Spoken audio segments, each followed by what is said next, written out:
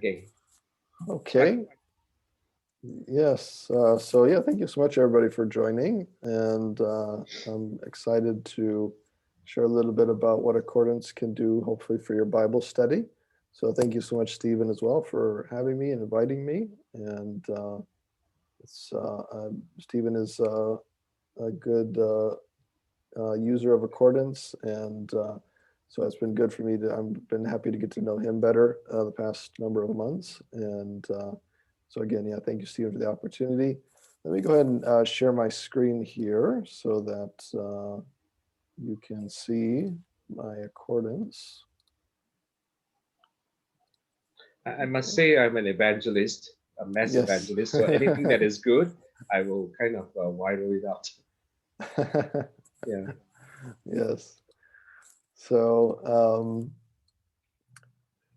okay, so yeah, this is Accordance here that I'm showing. And so I guess, some of you, I'm just going to start with very basic, just because I know some people are already using Accordance, some people maybe don't even know what Accordance is. So let me start at the very basic.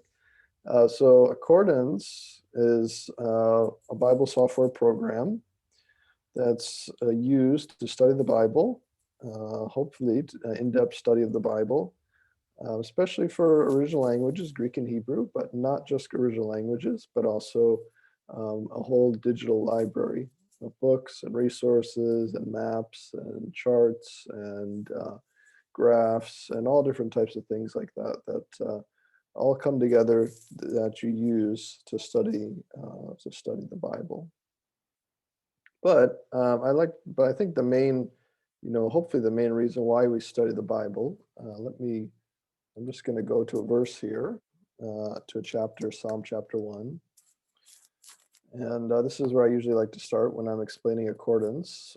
So yeah, I'm sure you probably are familiar with this passage. So Psalm chapter 1, the beginning of the Psalter, the book of Psalms. And I'll just read a little bit here, but it says, "Blessed is the man who walks not in the counsel of the wicked, nor stands in the way of sinners, nor sits in the seat of scoffers. But his delight is in the law of the Lord, and on his law he meditates day and night.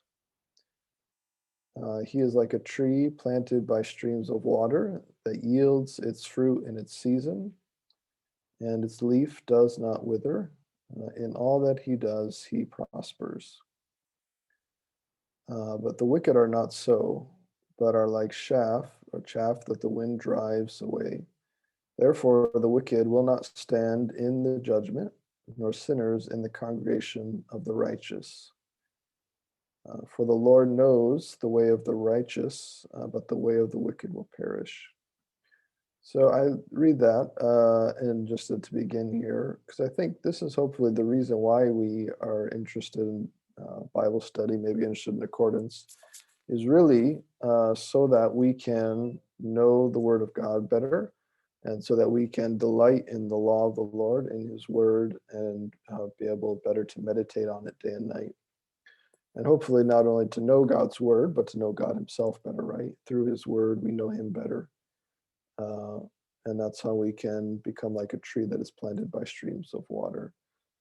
So this is the purpose of, hopefully, right? That's what we always want, the purpose of why we study the Bible and why we may use Accordance as a tool for that. So hopefully you'll see that as we go along of how Accordance can help you with this task of knowing God's Word better and knowing the God of the Word better. So what we're going to do tonight is do a little bit of a Bible study, sample Bible study for you. So I'm going to just put my cursor up here and jump to another passage. So we're going to do a sample Bible study on 2 Samuel chapter 11. We won't be able to get to everything today, obviously, in this passage, but we're just going to study this passage a little bit and see how Accordance can help us study this text here. So, and as I'm going through and explaining things, if you're new to Accordance, don't worry too much about like, oh, trying to memorize, remember each step that I do, or how to do that or this or that. Instead, think mainly about what it is that, the way that this can help you with your Bible study.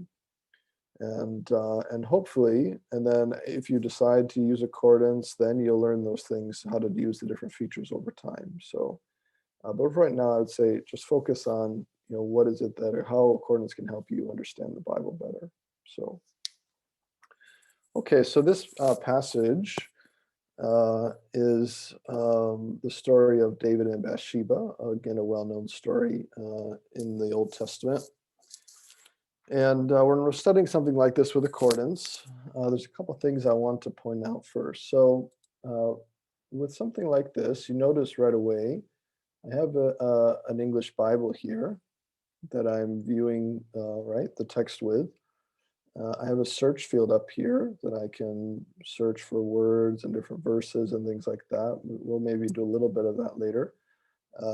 But you also notice that to the right here, I also have the Hebrew Bible here. So I can actually look at the English and the Hebrew side by side as well. And you may have noticed when I was reading from Psalms chapter 1, as I hover over words here in English, then if you look on the other side in Hebrew, the same word is highlighted. So I can see exactly which Hebrew matches which word in my English translation here. And so it gives me a helpful key, and also helps me, just understand my Hebrew a bit better. And even if you don't know Hebrew very well or don't know it at all, it at least gives you a little bit of understanding of, okay, this is what the Hebrew word matches with on the English side there. Now, one thing that's very helpful for Bible study is to be able to look at more than one translation, right? To be able to understand, to see how certain verses are translated and different understandings. So in accordance, we have more than, this is the English Standard Version that I'm looking at right now, but we have other translations. So for example, if I wanted to, somebody mentioned earlier about what Chinese resources we have in accordance. If I go here to my Add Parallel menu, so I click on Add Parallel and go to Texts, and I'll go here to Chinese, my Chinese Bibles, and I can open up a Chinese Bible here. And now I can actually, let me actually move this here. I'm going to click and just move it right there. So now I have my my Chinese and my Hebrew and my English all together as well. And you notice if I hover over certain words, and they'll cross highlight between all three translations. So this way I can actually look at multiple languages and multiple translations. If I wanted to look at other translations of the Bible, I could do that as well. So if I wanted to say, click on this here, and maybe let's say maybe I want to use the NASB instead, maybe in the ESV, then I can just click right there and switch that to a different translation, look at these side by side. And then as I scroll, they'll just go again, they'll just keep up with each other. So I'll go verse down to verse 3, and you notice it's verse 3 all the way across. Verse 4 here, it's all the way across.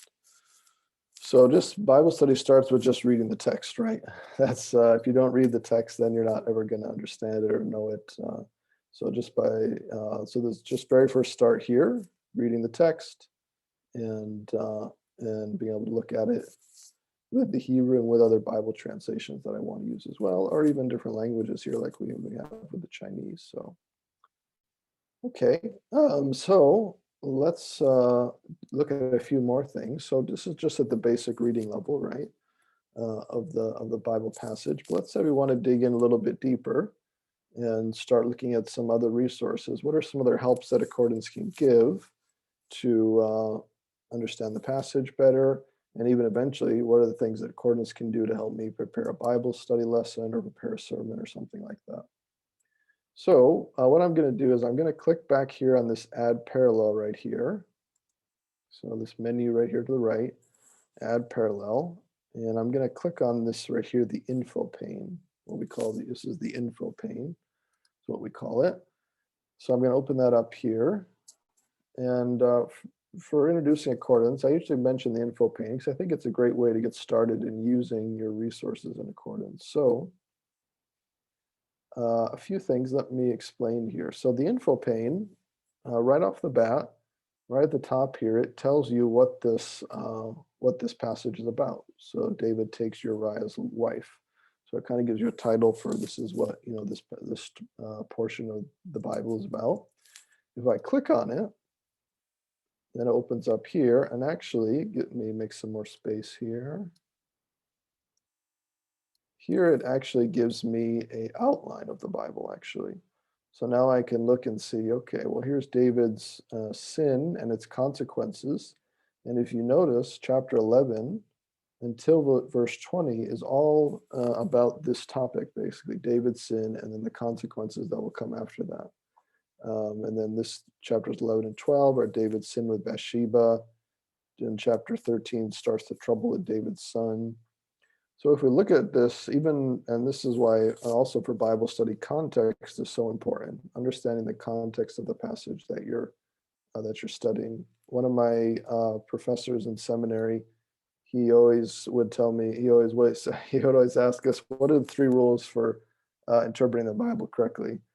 And he always said the 3 rules are context, context, and context. So that's important for understanding the word when you're studying it, understanding the chapter and the verses and everything, is understanding the flow of what's being talked about.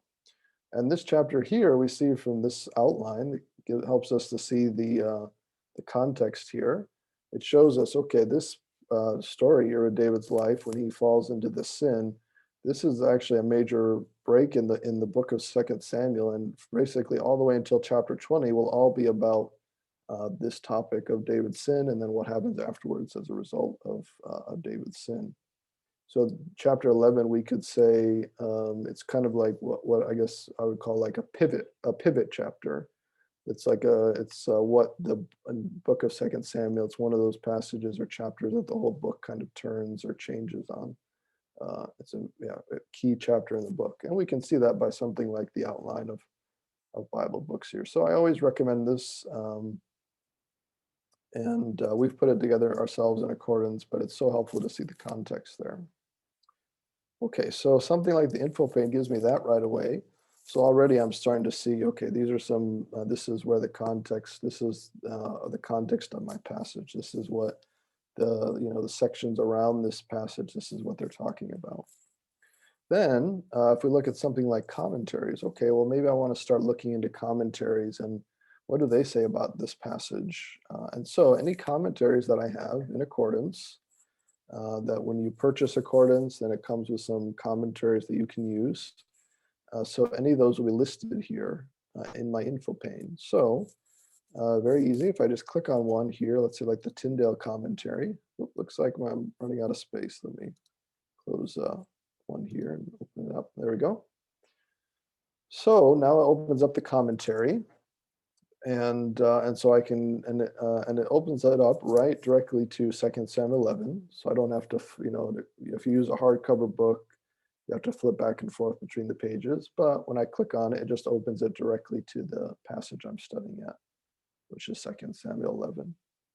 And here I can start to scroll down and read the commentary here to see what it says about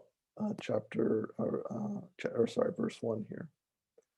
Now, another thing that's so helpful about accordance is if I'm trying to pull this together for like a Bible study lesson or a sermon, let's say, accordance is a great way to save my information as I'm studying. So if we read something like this, so this commentator says, and this is verse 1, it talks about how David stayed in Jerusalem, right? That's part of the story. Instead of going out to fight the Ammonites, right? Instead, David remained in Jerusalem. So if I'm reading a commentary like this, the commentator makes this point. While others spent themselves and risked their lives, he was killing time, acting like one of the kings of the nations round about and exercising a kind of, I don't speak French, I won't try to pronounce that, but But this is a very interesting point here, right? So David, instead of being out fighting in the battle, instead he's at home, not being out there with troops, and he's acting like kings from other nations around Israel used to act like. So let's say, oh, that's interesting. Maybe I want to use that for my Bible study, or maybe I want to say that in my sermon or something like that. So what I'll do is I'll just click and highlight here and take this section like that. And so when I click and drag over it, now what I can do is I can add it to something we call stacks. So right up here, there's this feature called stack here, add to stack. So I'm going to click here and I'm going to create a new stack. And we'll just call this 2 Samuel chapter 11. So I'm going to create this new stack here and I'm going to add it. And basically what this stack does is as I'm studying and looking up different commentaries or dictionaries or anything like that, I can just add it to my stack just like that. And then now it has that quote there that I wanted to save. It has the title of the section in the commentary, and then it even gives me the name of the commentary down here. So what I can do is if I close this down and say, okay, well, I don't need that anymore. But then, I want to go back and look at that again. Then I can just click back here in my stack, and then I can go back there and find that place in the commentary again and look at that. So the stack kind of basically is a way that as I'm preparing for a Bible study lesson, for a sermon, I can basically just collect all my information as I'm going along here. Now I can close the stack. I don't have to leave it open. I can just close it, and then I'll come back to it as I find more information that I'm studying. Okay, so let's say again, we're doing this Bible study here. So we have our commentaries that we can use. We have cross references here. So if there's any, passages that also are relevant to what we're studying, then those are listed here. So anything else where David talks about, where David sends someone, or maybe other passages that talk about the city of Rabbah, those will be listed here. So this is such a huge help because instead of, again, having to, flip back and forth and try to find different cross references in the Bible and things like that, it's all listed right here. And you notice too, when I'm hovering over any of these references, then down here at the bottom, it shows it there as well, the verse. So I can just do a quick look and look at these references and see, is there anything here that maybe is relevant to the passage, or anything that maybe a verse that I want to mention while I'm going through the lesson or anything like that. So I have that. Then I also have topics here. So this is really cool. Here I can actually, if there's any particular topics, that are talked about in this passage, then I can just click on it and it will go to that, open up my Bible dictionary with an article on that topic. So let's say it was something like, adultery, let's say, right? That's obviously the sin that David commits here.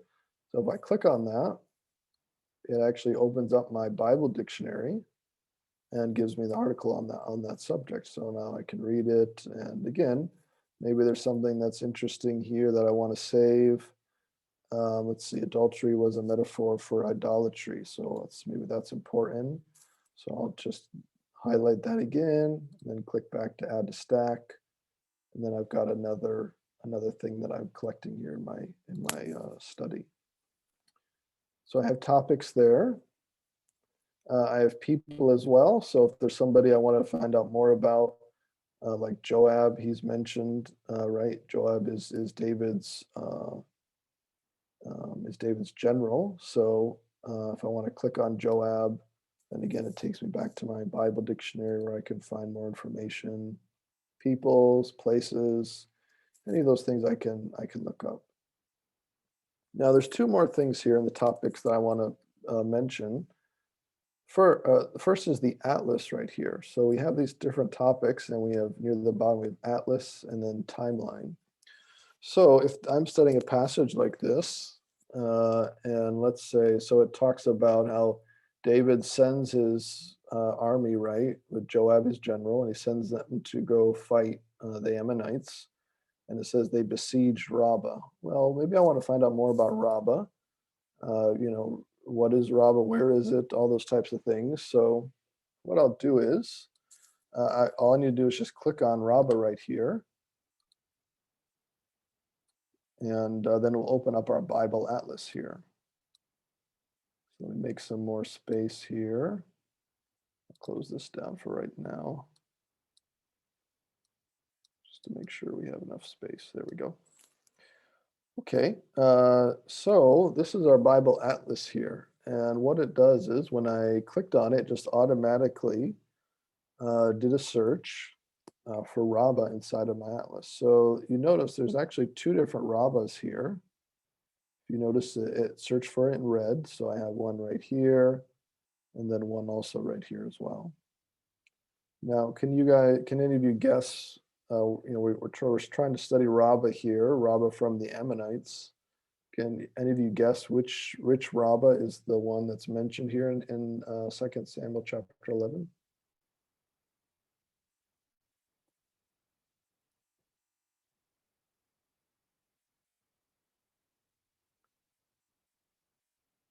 Everyone is very shy. Probably the okay. one near Jerusalem. Yeah, you might think that. Actually, yeah. So this is actually the Rabbah of the Ammonites. Now, how do we know that? Well, what we can do is we'll click here on our on some of our geography here. Sorry, this is actually my geography zones are in German right now. Sorry about that. But if we look at some of these, like the kingdom, this is the kingdom of David and Solomon, then this actually gives us a map here where we can see the different countries at the time of David, right? So we have Israel up here, Judah, the Philistia here, Moab, Aram, Phoenicia, and then we have Ammon right here. So the Ammonites, it's a bit hard to see because it's both red there, but this Rabbah right here is in the region of Ammon.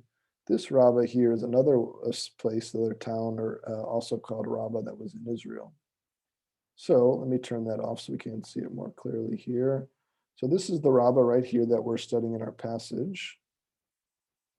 So let's kind of focus in a little bit. So we see Jerusalem right here, and then Rabbah of the Ammonites is over here. So let's do a few more things to kind of study this a bit deeper. Maybe we want to say, okay, well, how far was it from Jerusalem to Rabbah? Like, how long would it take for David's army to get to Rabbah? It says David stayed behind in Jerusalem, but how long did it take his army to get there? Well, if I hold down the Alt key or the Option key, so Option key on a Mac or Alt key on a PC, if I hold that down, you'll notice that my mouse inside the red circle, it turns into like a little cross there. So I'm just going to click, and when I hold down that key and drag here, I can actually measure the distance. So you'll see down at the bottom, if you see in the lower left corner, there's the distance here. Notice that's changing as I move this up and down here. So if we measure to Rabbah, then it says about 67.9 kilometers, what it says there, or 42 miles there. So we can measure the distance here from one place to another.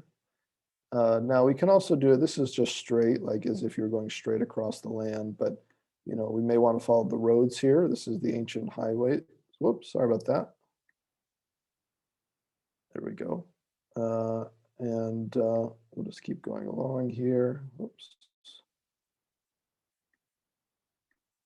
And whoops, sorry about that. It looks like my it doesn't want to do that, but we can just keep following along the route here, and basically every time the route slightly changes, I'm just holding down the Option key to get it to go the next place. So we can also measure that way directly across the roads as well. So let's just go back real quick here.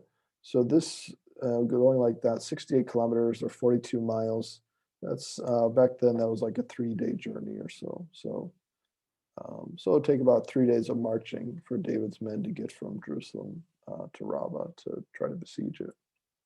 Now, another thing we can do that's really cool in the atlas, we can also look at what we call a 3D atlas. So if I take a selection here and like this, I'm just clicking and dragging.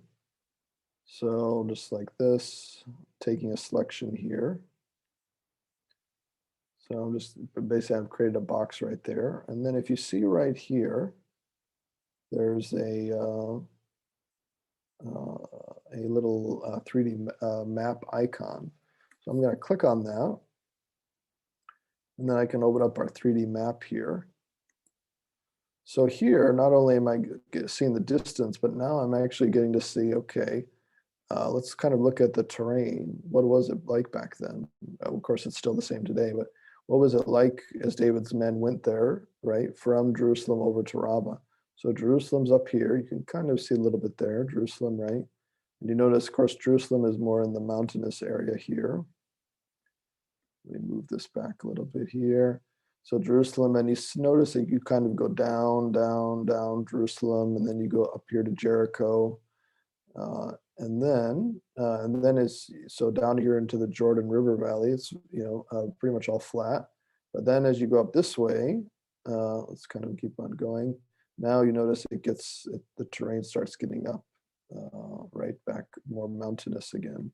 So then we go up here, and then once you get up on the top of these mountains, then it's more flat again before you get up to Rabbah here. So you can kind of imagine David's men, if you think about it, going all the way from Jerusalem, 3 days, going Jerusalem down into the valley, up on the other side, to go attack this city. So, plus you're carrying all your armor, you're carrying all your weapons, tiring journey for 3 days, and then not only that, but then you actually have to, once you get there, then you actually have to fight too. So, tiring journey. And you can kind of see how David staying in Jerusalem, on the one hand, you could maybe understand, but on the other hand, you could think, well, why isn't he with his men, right, helping them and supporting them on this journey that they're making. So, so these are all ways that we're basically making the Bible hopefully come alive as we're studying it for ourselves, and then also for others as well as we're teaching, right? So these are tools that we can use using accordance like this.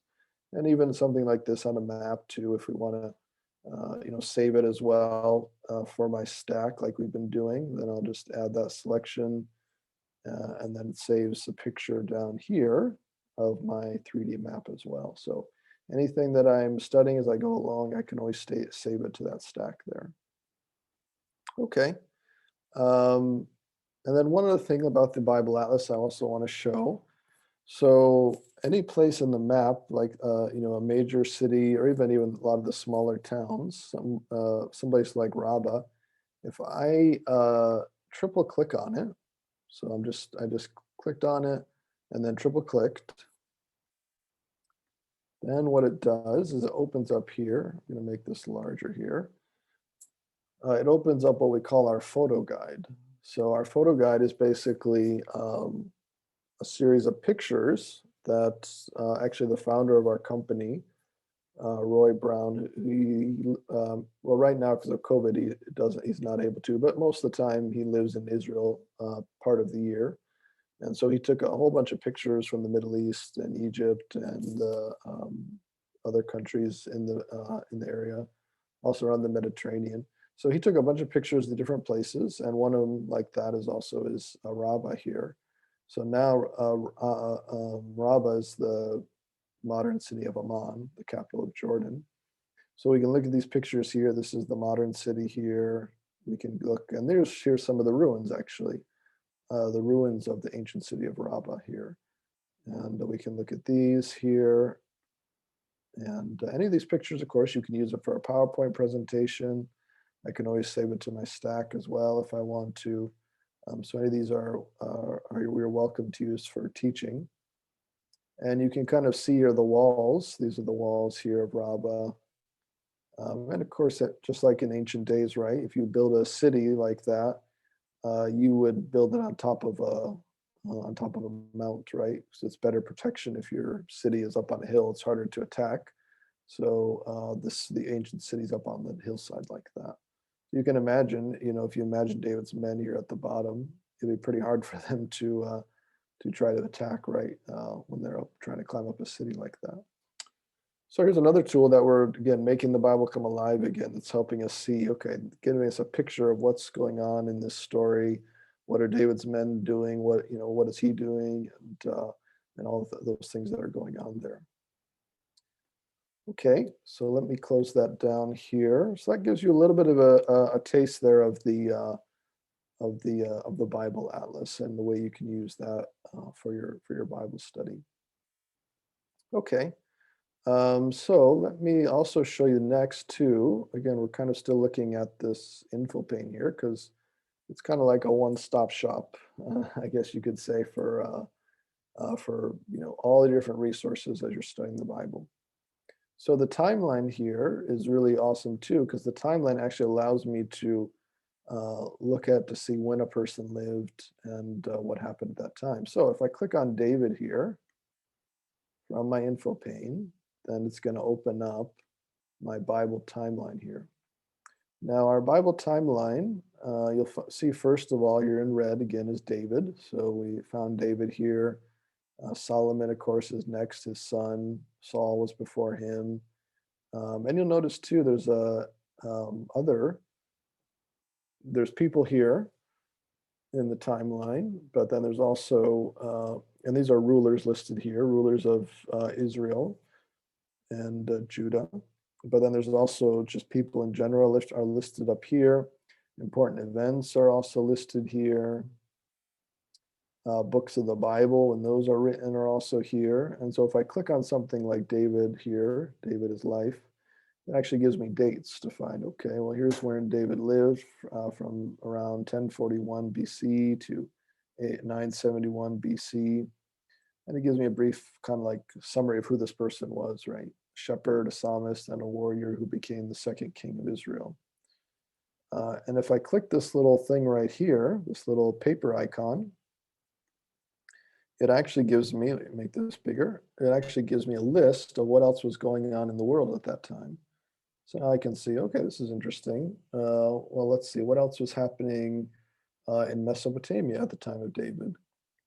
And we see here, okay, so the Assyrians were actually, it says here, the Assyrians were in a period of decline. So actually, during the time of David, the Assyrians, who you remember later from the story of Jonah and Nineveh, and also the northern kingdom was exiled by the Assyrians. But at that time, when David was there, the Assyrians were actually weak, which maybe explains another reason why David was able to expand the kingdom of Israel, right? Then Syria as well. They were, it says here, David actually occupied a lot of their cities in Syria. It gives us more dates here for David's life. So when was David anointed? When did he slay Goliath? And right here we have our story of David's adultery with Bathsheba. So 992, around 992 BC is when that happened. And then we can look at other events as well. Other people that lived at the time of David here, the priests, who were the prophets at the time of David, and then other countries too, what was going on in Egypt at the time. So more background and understanding who are the main people that are, living at this time. And one thing that's interesting about this too, if you notice here where it talks about David was born maybe around 1041 BC, right? And then you notice that this story we're looking at, David's adultery with Bathsheba was 992. So if you think about it, do a little bit of math in your head, that means David was maybe around 48 years old when this story happened. So now you get, again, more of a picture. So David a lot of times when I've heard when preachers, when they preach this passage, they talk about David being a young man.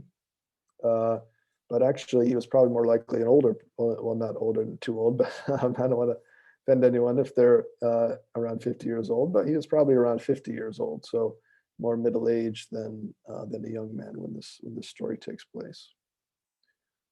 So that there's again another great way that we're getting more information about the passage as we're studying the background and everything.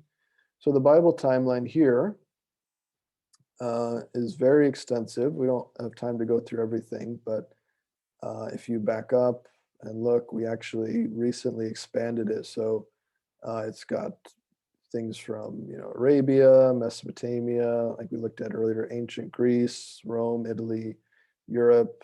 So it has basically it's turned into, originally it was just the Bible that we were focusing on, but now it actually takes you through all of church history as well, from the early church all the way to the Reformation and to the modern day. So it's a huge resource with tons and tons of information here. And another cool thing about the timeline too is that I can always, in the atlas we looked at it, we were actually measuring the distance, right, from one place to another. But with the timeline, we can actually measure the time. So again, if I just use that option key again, I can measure, let's say we want to take something like Saul right here, right? Saul, this is when he died around 10, let's see, around 1010 BC. Maybe we want to measure here, okay, how long was it from when Saul died until David died? So I'm just going to hold down that option key, click, and then I can measure here to the end of David's life, and it's about 40 years, right? So, and that's what actually I think the scripture says, that David ruled for Israel, over Israel and Judah for 40 years, right? So we can see that distance, and we can measure, any type of distance or any type of time that way. Okay, so that's from the timeline there. Let me close that down, and we'll look at a few more things in the info pane here before we talk about some other features. So again, these are more things we're learning as we're doing our Bible study. So study Bibles, if you have any study Bibles in your library, those will be listed here. This is really helpful here. This is actually what Accordance does, is it actually creates a word list for you on this passage. So it lets you know what are the important words in this passage. What are the words that are used a lot in this passage that maybe are not used as much in another passage. So, of course, David is a common word in this passage. His name is mentioned quite a bit. But another one that's interesting is the word sent. So the word sent is used quite a bit. So if I wanted to, that's interesting. I can click on the word here, sent, and then it actually searches the entire Bible for the word sent, and we could see where the word sent is used. But if I want to maybe narrow this down a little bit, I'm actually going to search for the word sent, but I'm going to search for it only when it's in 2 Samuel chapter 11. So I want to see all the times it's used here in this passage, so I'll do that.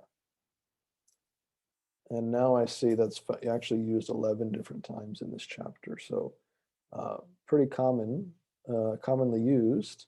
And you notice that there's kind of a pattern here. David sends his army. David sends his servants to ask about the woman, about Bathsheba.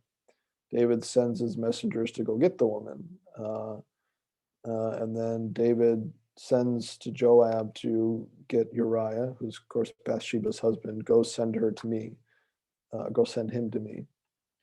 And so there's a pattern in this passage that, and the commentators have talked about that. David is constantly sending other people to go do work, to go do things for him, but unfortunately, it's not good things. He's sending them to do deceitful things usually. So David is normally a man of action who takes leadership. Instead, because of his sin, he's trying to cover up. He's trying to be deceitful. So it shows the reason why the word is being used so much is it's trying to show that David is not being honorable here at all, right? He's being sinful instead and being deceitful. So that's another thing, another interesting thing that we may want to bring out when we're studying in a passage like this and teaching it. So we have a word list there, important words. We have parallel passages. If there's any other passages in the Bible that talk about this story, grammar as well. Some of these I won't go too much into.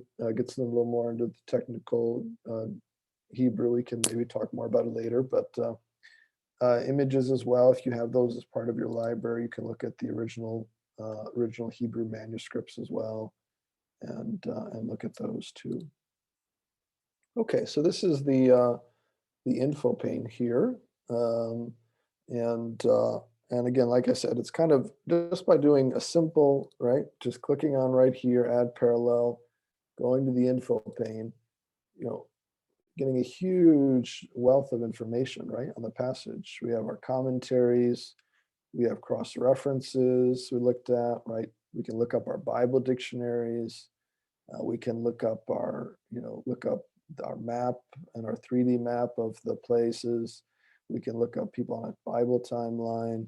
We can look up important words. So just with that short click and looking here at this list here in the info pane, we get a huge amount of information for studying the Bible, and we can use that and save it for our message. So let me show just a few more things, and then maybe I'll take some questions before we end our first section here.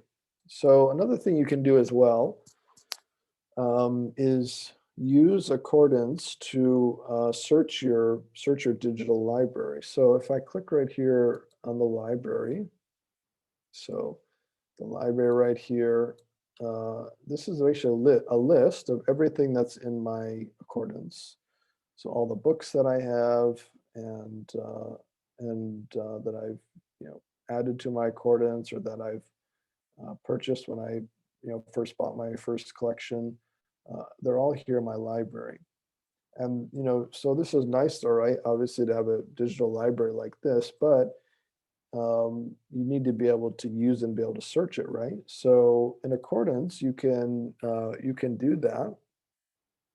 So let's take something like Bathsheba, right? We haven't really looked at and tried to find more information about her yet. So what I can do is I can right click on any word in the text, and then I have my different search options here. So I can just search for the name Bathsheba, and it's okay. Well, I can look and see, okay, where else is Bathsheba found, right? In the Bible here, where else what other stories does she pop up in? But we can also search for her name in other Bible translations as well, if I wanted to see that. We could look it up in these other options here, but we also have something called research. So if I want to see, okay, well, where is Bathsheba found in my Bible dictionaries? And we'll choose that. And so now, just that fast, very quickly, it searches all my Bible dictionaries for the name Bathsheba. And then I can see, okay, so here's Erdman's dictionary, where it talks about Bathsheba. And here's interesting, a pretty interesting little note here. So Ahithophel, if you remember who that is, he's one of David's advisors. He was actually the grandfather of Bathsheba, which is pretty interesting, because if you remember in the story, what happens later on is when Absalom, who's David's son, rebels and tries to take the kingdom from David, Ahithophel basically sides with Absalom. He sides against David and takes Absalom's side instead. And maybe wondering, when you read that, you may think, well, why is he betraying David? Well, maybe the reason is because Bathsheba, who David had his affair with, right, is actually Ahithophel's granddaughter. So maybe he has this grudge against David for what happened, and that's why he betrays David. So already we're seeing some interesting and important things for our Bible study. And again, just highlight that, and I'll add it to my stack here so I can save that later for my Bible study. So we can find some more information here. This is an article about the dictionary about bathing.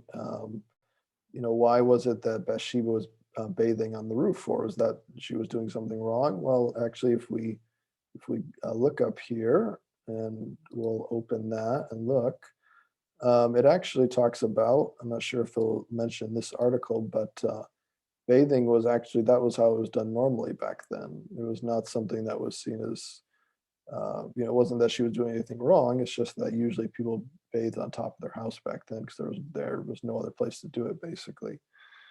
So we can look at that article and find more information here. This one's a full article on Bathsheba, so we can read in more information about her and see what the dictionary says about that. And I can look at all my Bible dictionaries here. So my other dictionaries, Anchor Yale Bible Dictionary, Holman Bible Dictionary. We can look at those and see more information here. Okay, so that's with the research there. So anything that's in my library that comes with my collection or comes with or anything that I've added on as another resource, then it's all searchable. And I can even search up particular books. So maybe let's say I don't want to search all of my dictionaries. Maybe I just want to search one. So what I do is I just click on this amplify right here. And I'll go down here to my dictionaries again. And let's see here, maybe I just want to search maybe just my Anchor Bible Dictionary here and see for what it says about Bathsheba. And so it searches for it and finds the entry here in the dictionary, and then also it highlights the scripture reference to the scripture that I'm looking at. It highlights it right there in blue. And so now I can read this whole article here. So again, another way that's saving so much time, right? Instead of trying to look at all your books and trying to flip back and forth and see those, it actually goes directly to where you need to go, directly to the article that you're trying to find. So a huge time saver there in your Bible study. Okay, so let's do one more thing, and then I'll take some questions. So let's say we're doing all this research, and we're getting all this information about the passage. Well, let's say, how do I start to turn this into like a Bible lesson then, or turn it into a sermon? Well, Accordance, has a feature for that.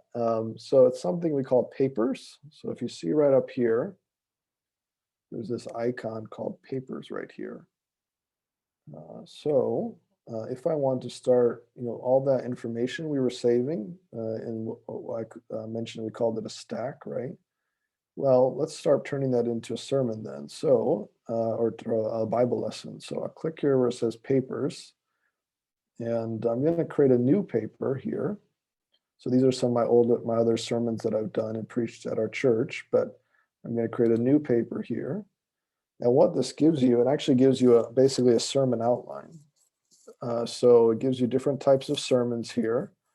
And then other types of like a lecture here, lecture outline, a Bible lesson outline, a general sermon, a practical sermon, maybe a storytelling sermon, all these different outlines. And you can even create your own outline too. So I've created one here just called Sermon Outlines, which I use as my general kind of template for whenever I want to write my sermon.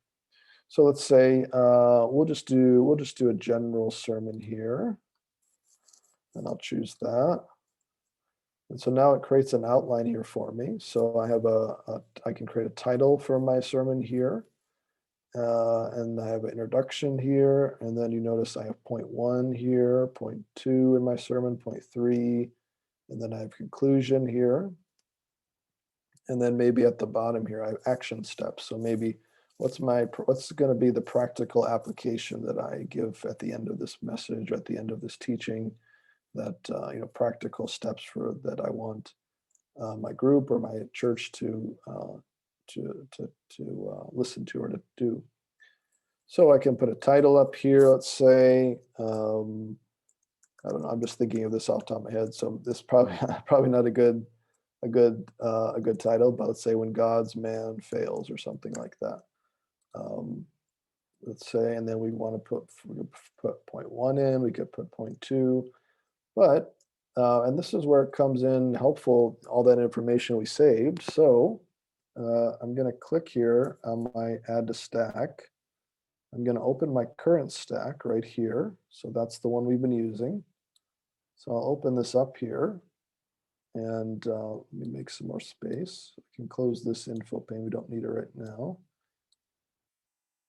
And so now here's everything that I saved before, right? So the section from the commentary, the things from we saved from the Bible dictionary, the map as well, if I want to use that. So everything that we saved. Now, let's say if I'm writing, maybe point 1 is, maybe we'll say something like, let's see, God's man, or maybe we'll just say God's servant, include men and women, right? God's servant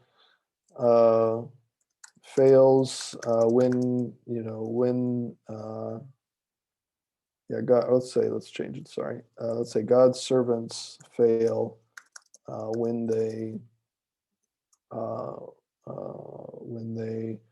we could say lazy, maybe we'll change that a little bit, but let's just say something like that, right? Or when they are not active, let's say. Then maybe what we'll do is we'll take this here, and maybe we want to use this. So I'm just going to click on it and drag it. You notice when I click on it, it has a little fist there, so I can drag it up here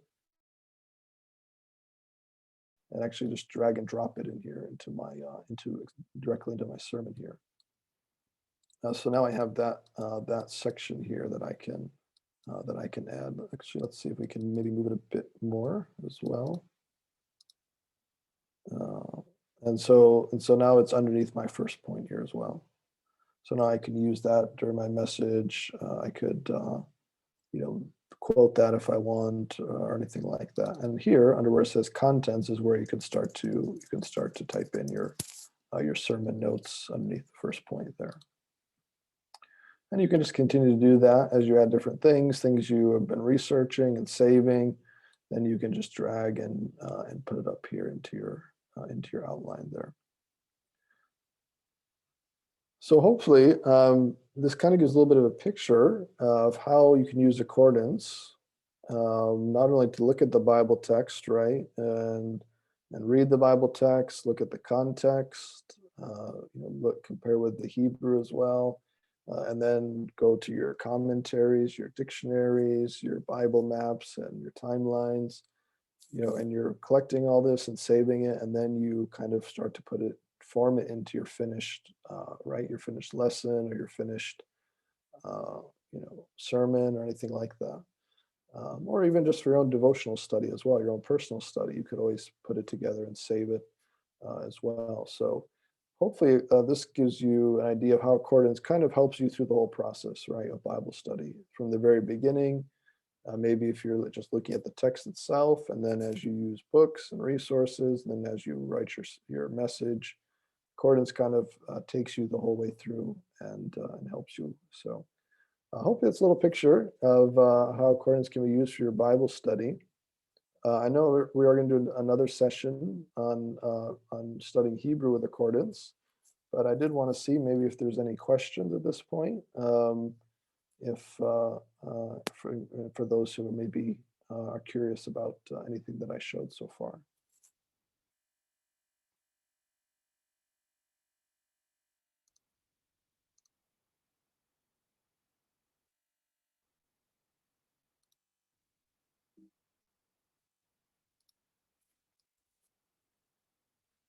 Seems like everyone is very quiet. So feel free to ask if there's anything. Or maybe anything that went by a bit too quickly as well. Please let me know if there's anything that was not clear.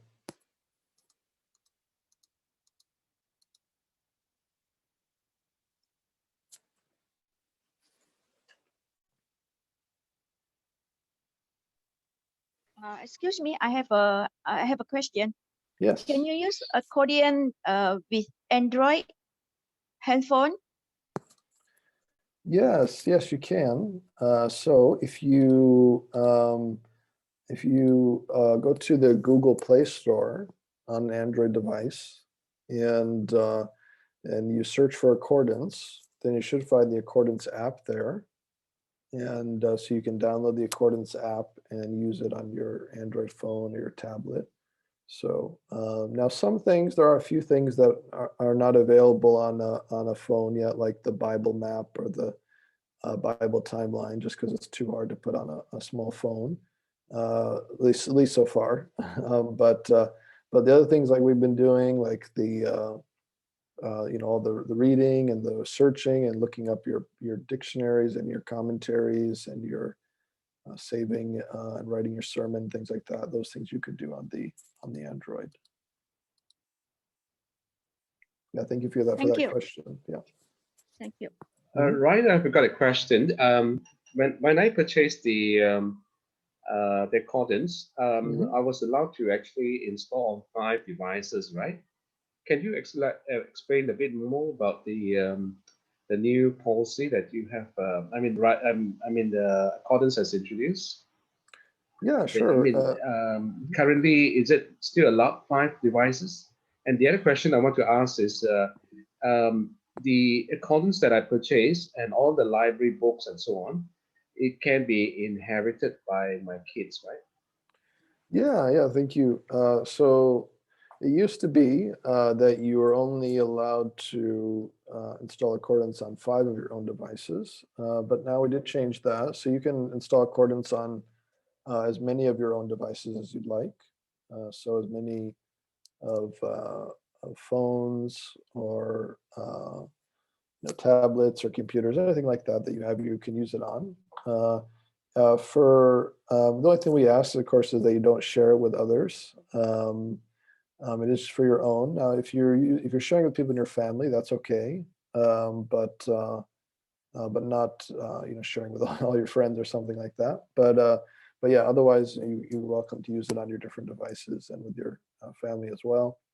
And then also, of course, you can, at some point you can put it in, just let us know, send us an email or contact me. And then if you want to, give all your library and your resource to your son or daughter after you pass away, you can do that too. And then that way they'll have the full list of all the resources and books that you have in your Accordance. But it will have to be done Before you pass, yes.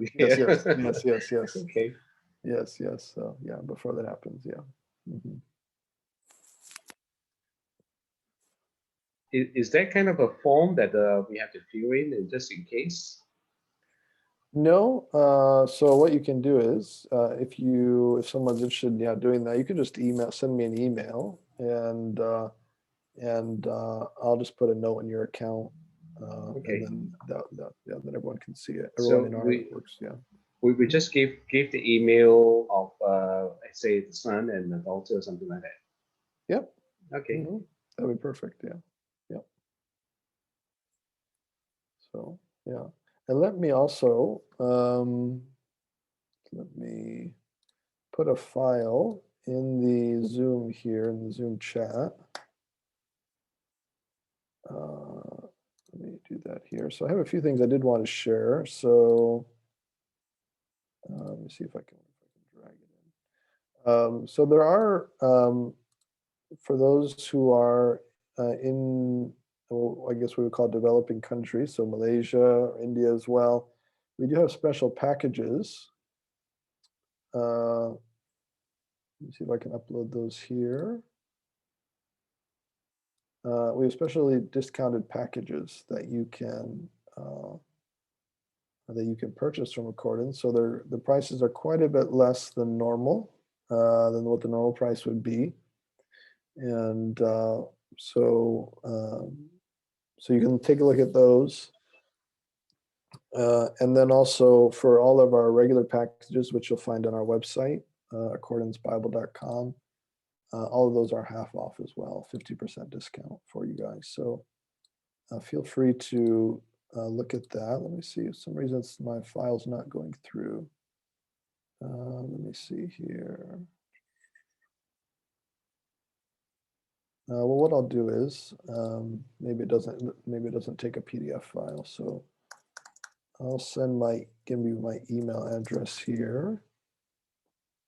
I've done that okay. actually. I've done Oh, that. okay. Yeah. Great, thank you, thank you. Yeah, so feel free to email me if you, or Stephen as well, yeah, and I can send you more information about that and the discount that you guys get too, so. We love it when there's discount. Right. Okay, other questions?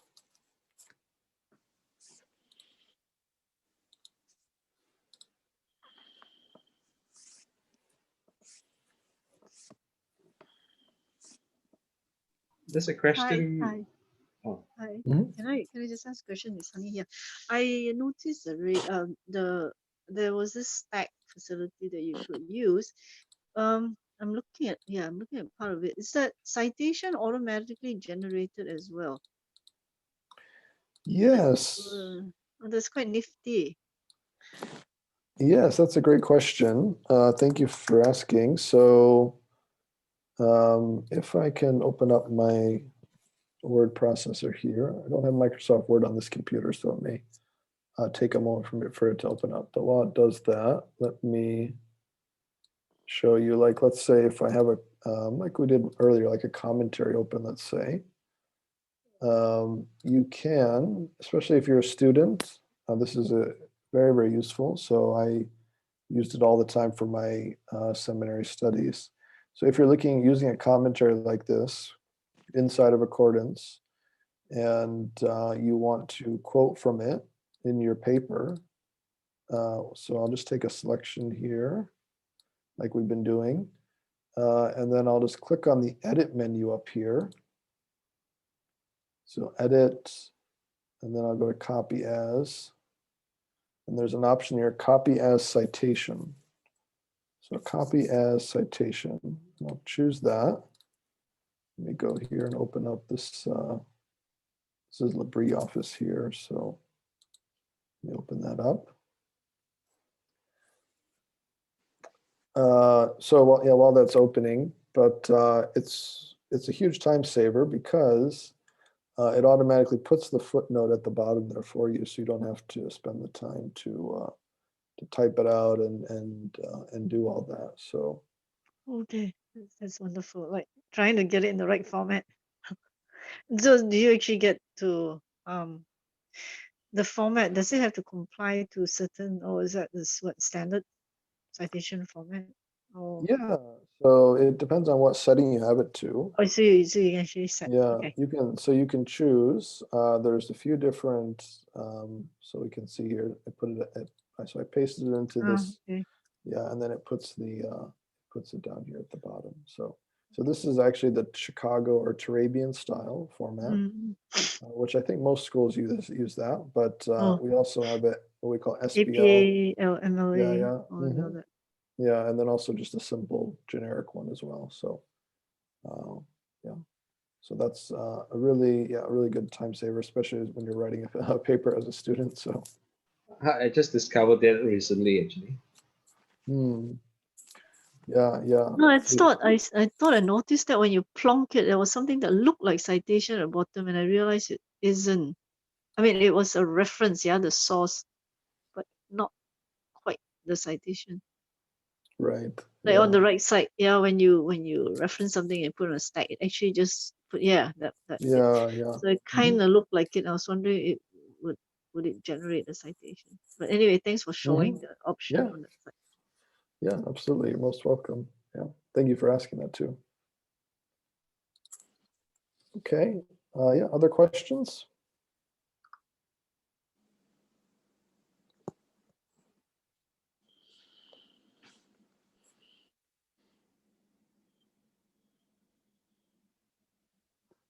Perhaps you can go to the Hebrew and Greek, or maybe Greek as well.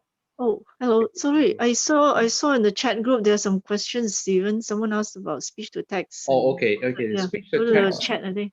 Yeah, speech to text. Let me see. How much does the software cost? Does it come with speech to text, especially for Hebrew? Yeah. So as far as how much it costs, so there are a few different packages, and so there's a package that costs $29 US, which is the very basic. Then the next package for if you would like everything that I showed here with the Bible Atlas and the Bible Timeline, and as well as some commentaries, Bible dictionaries. So that's $99 US. That also comes with the Hebrew Bible and the Greek New Testament as well, which I'll show in just a minute. So there's those ones, and there's also one more level up, which is we call the Super Bundle, and that's $199 US. So those are the special packages that we have that Stephen mentioned in the chat there. And I have a file as well. If you're interested, email me, and I'll send you the file that lists all the books that are included in each package, so you can look at that. You can pay by installment as well, right? Yeah, we do have a payment plan as well. So if you don't want to try to pay it all at once, you can spread it out over like 12 months, as long as 12 months. So you could pay it just a little bit each month if you want to do it that way too. And then the second question about Hebrew. Yeah, this is probably a good maybe time to show some Hebrew. So let me move these here. We'll close down these for right now. So let me go back and show the Hebrew here. So what we have in that you can add on if you want Hebrew audio. It doesn't come with it automatically, but you can purchase it as an add-on. So I have something here. If I click back on my add parallel here, go to reference tools, and here my audio commentaries. I have the Hebrew audio here. So I can open that up. And it goes either chapter by chapter or verse by verse. So you can listen to an entire chapter if you want, or you can just listen to one verse at a time. So if I click on these, I don't know if you'll be able to hear it or not, but let me. You have to share sound. ויהי בתשובת השנה לעת צאת המלאכים. וישלח דוד את יואב ואת עבדיו עמו ואת כל ישראל, וישחיתו את בני עמון, ויצאו על רבה. ודוד יושב בירושלים. Could you hear that, or did it not come through? Yes. Yep, yep. Oh, okay, great. So that's it. Whoops, sorry. I clicked on another verse. So yeah, so that's the Hebrew. Now this was actually this Hebrew audio here. It was actually made, so it's put together by the Bible Society in Israel. All the recording, they did it there, and so the pronunciation is very good. Would be, of course, from Israel. So yeah, very good audio, Hebrew audio there that you can listen to. And as you go verse by verse, again, it scrolls alongside of it as you just go through verse by verse. And then, of course, you can listen to it as you follow along in the text there too. So yeah, that's for the Hebrew audio. I'd recommend that if you're interested in Hebrew audio. Let me, if you have questions, of course, feel free to stop me as we're going, but let me then talk maybe a little bit about learning or studying Greek and Hebrew in accordance. So accordance is, I would say, there's two sides to accordance. So there's like the research and the library, and kind of what I showed a lot of earlier as far as like and then also you're putting together your sermon or your teaching and things like that, making your notes on the Bible, all these different things. Though I just kind of showed a small part of on the last hour, but then there's also another side of it, which is the getting into the Greek and Hebrew directly into that. So now we'll kind of get more into that side of it. So, and accordance is a great tool for original language, both for learning the language, but then also for refreshing it as well, or just keeping up with it. So I mentioned earlier that when I hover over the words here, you cross highlights, right, between the English and the Hebrew here. But the other thing that it also does, if you look down here in what we call the instant details window that I mentioned earlier, so it gives me the Hebrew word. It also gives me the pronunciation or transliteration, as we would call it. And down here in the instant details, it gives me the lexical form of the word. So what's the lexical form of that word? And then it gives me the parsing here. So it tells me it's a verb, it's a called verb, and it's an infinitive construct as well. So it gives me that information right off the bat. So that's super helpful. If you did, if you learned Hebrew and you had to learn how to parse, which like most of us did, this is obviously great help because it gives it to you the parsing there right there for you. And then it gives me a basic definition of the word too, what we call a gloss of the word.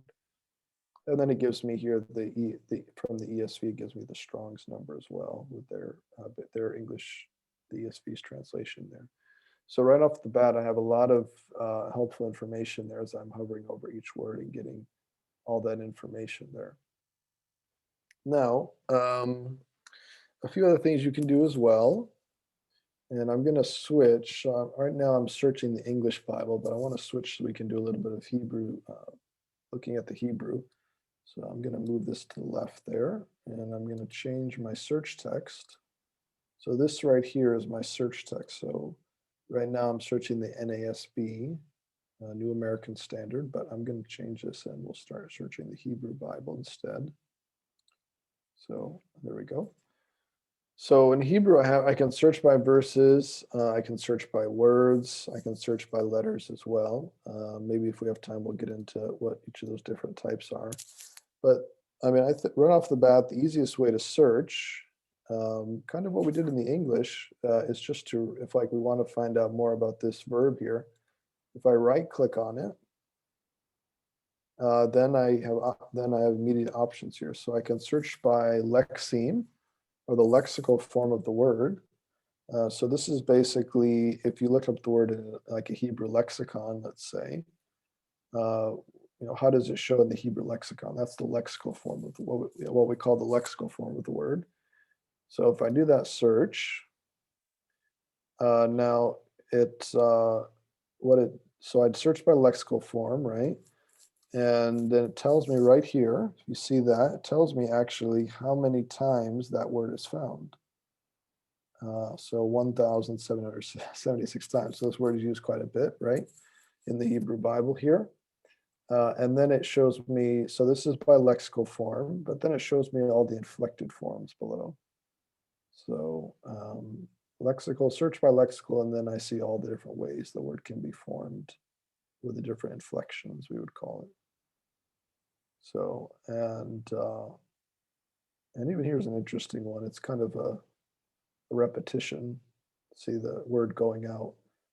It's kind of, in Hebrew, this is oftentimes it's repetition for the sake of emphasis. It repeats a word twice to kind of try to emphasize it really happened, kind of you could say. So that's interesting there too. So I can do searching that way. Again, just right clicking on any Hebrew word, and I can get a quick little list of where that word is found, like a quick little word study as well, and see where it is. Now, another important part for Hebrew or Greek as well is looking up words in a lexicon. So if I wanted to look up a word in a lexicon, it's quite easy. So all I need to do is, well, let's look at our word here, shalak here to send. So if I triple click on this word, then it searches for that word in my lexicon. So my Hebrew dictionary here. And then it finds the word right here. So again, no flipping back and forth where you have to try to find exactly where the word is in your paper lexicon. Instead, I just do the triple click, and then it immediately takes me to the article for this word. So I can see all the different ways that shalak can be used. So to stretch out, thrusting out, stretching out your hands, all these different ways, right? words can be used in many different ways. So, and then here, also, if you notice right here, it also gives you the page number as well, in case you need to have that later on. So that's true for any of our accordance books. They will usually always give you the page number right there. So, so that's for looking up lexicon. So super easy, and I can always switch. So let's say if I click right here, and maybe I want to switch to another lexicon. Let's say, so this is Halat here, but let's say BDB. Look up that one here. I can see. And switch through my different lexicons here. A concise dictionary of classical Hebrew, that's a good one. Look at that as well and see the different meanings for this word here. Okay, so that's for looking up words there in your lexicon. Let's try a few different searches, especially if one of the main ways to learn Hebrew and Greek, of course, is vocabulary, right? So learning the vocabularies, memorizing it is a very important part of that. So one way to do that is through the audio, right? They looked at the Hebrew audio is a good way to listen to the words and memorize them. But another thing you can actually do is make a word list for a certain passage of scripture. So what I'm going to do is I'm going to open up the Hebrew Bible. I'm going to open up in a new tab here. And I'll put the English in parallel here as well to make sure we have that. So let's say, let's look at a certain book of the Bible. Let's say something like Jonah, let's say. Oftentimes when you're starting out with Hebrew, usually translating narrative is easier than translating poetry. And oftentimes I know that when you're beginning, one of the first books that professors often will have their students translate is Jonah is often one. Sometimes Ruth is also, because they're nice short books, right? That you can go through, they'll translate the whole book through a semester. But let's say what I'm going to do is I'm going to set my range. So I'm going to set my range to search just the book of Jonah. And let me show you how to create a range. Let me do that real quick here.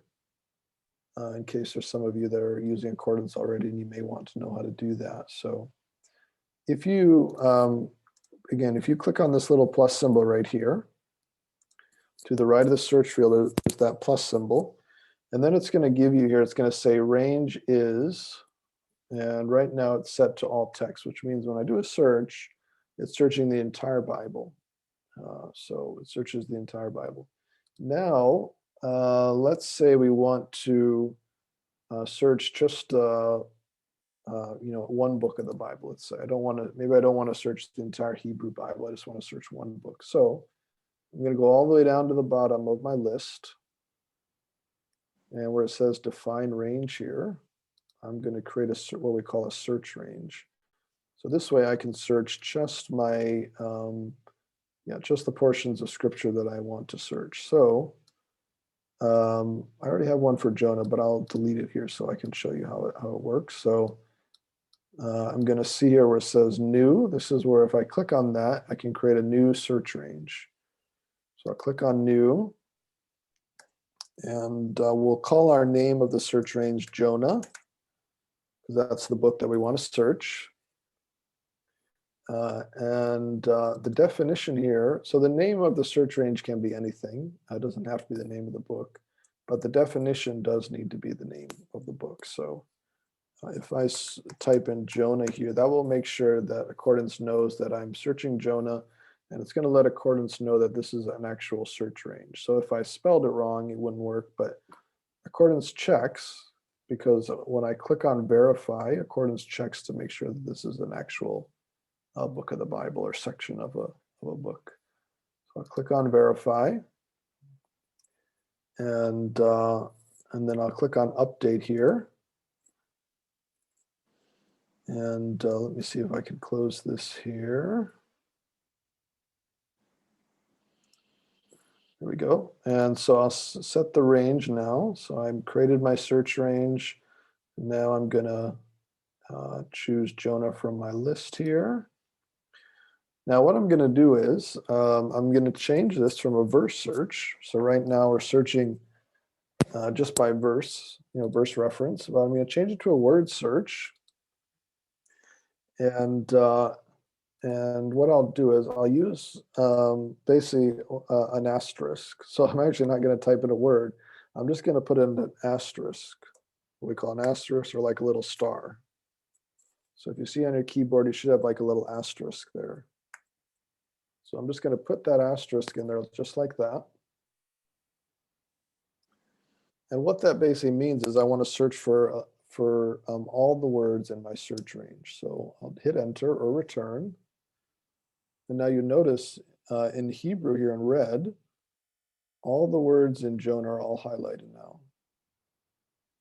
Now some of the suffixes, of course, that's not a word there, so it's not included, but all the words here are all highlighted in red. So I was done a search for all the words in Hebrew here in this book. Now, why is that helpful? Now, let's go here. If you see right here, there's this pie chart right here, where it tells you how many times, it tells us there's 980 words in Hebrew in the book of Jonah, right? So 980 words in Hebrew. So I'll click here on this, on the graph. This is our, what we call our analytics of graphs. And right here, we have our something called our analysis. And so when I click on the analysis, it gives me a list of all the words in the book of Jonah here. Let me make this a bit larger. And I can sort this in different ways. So I can sort it alphabetically. So I have a list of just by, alphabetically, which is, all of all the words. I can choose count down, that's what I usually do when I'm using this. And then it gives me all the words, a list of all the words here. And so now I can even, and a lot of these words in the beginning may be a bit easier, right? So you just have the vav here for and, or the ha here for the, right? Or the lo for to. But I can maybe I'll change this to count up. And now I see the words that are very rarely used in this book. And so now I can actually start to memorize these.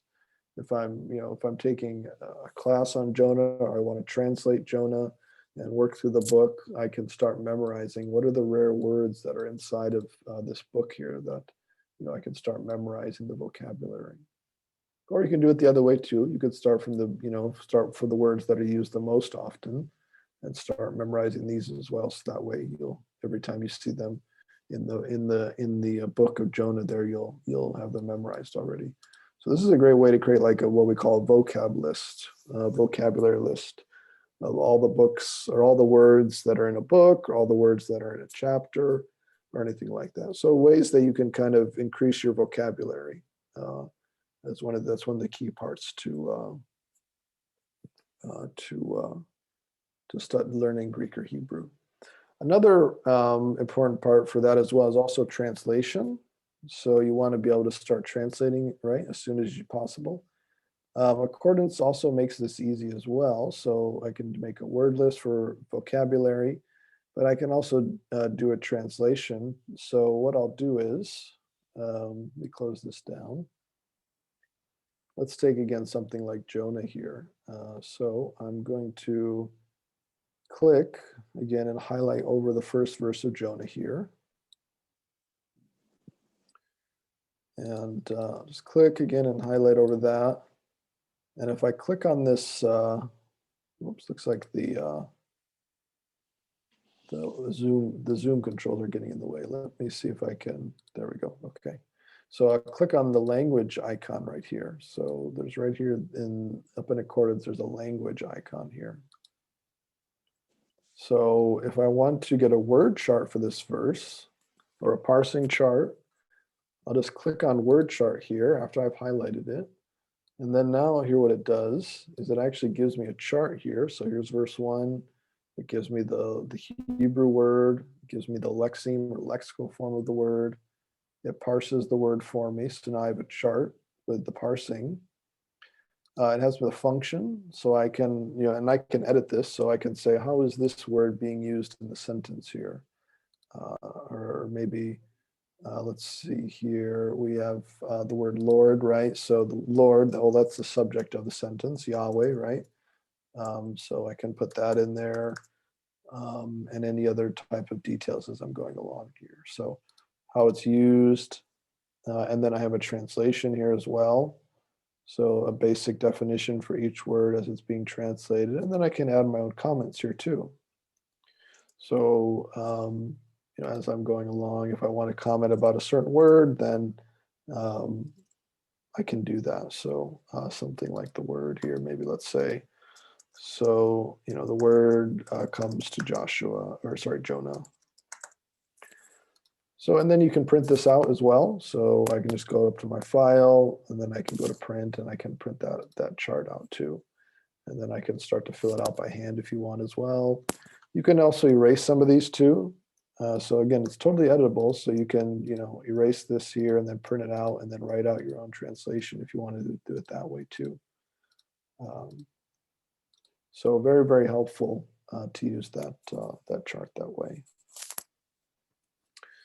Okay, a few more things here about for studying Hebrew.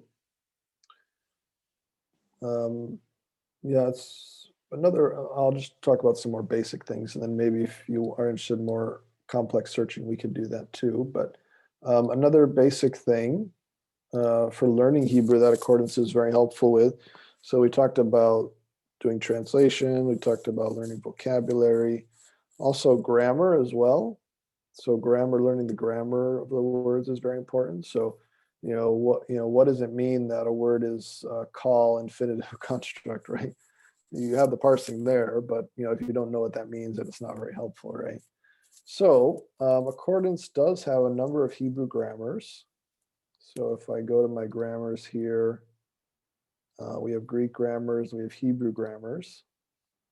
So we have a number of different Hebrew grammars that you can use in your study that will basically take you step by step how to learn Hebrew. And one that a lot of people use in Accordance is this one here, the First Hebrew Primer. This one right here is a very popular book that we offer. Some people, honestly, they purchase Accordance, and I've seen this a lot. They purchase Accordance just so they can use the Hebrew Primer, actually. So this is a great book for learning Hebrew. Like I said, it's really popular. One nice thing about it in Accordance, if I go down, let's go down here a little bit in the table of contents, is that it actually will read to you certain sections. So like here when it starts talking about masculine nouns and has a vocabulary section in the beginning, it actually reads Page 26. Vocabulary. Starting from the upper right, going down. Abraham.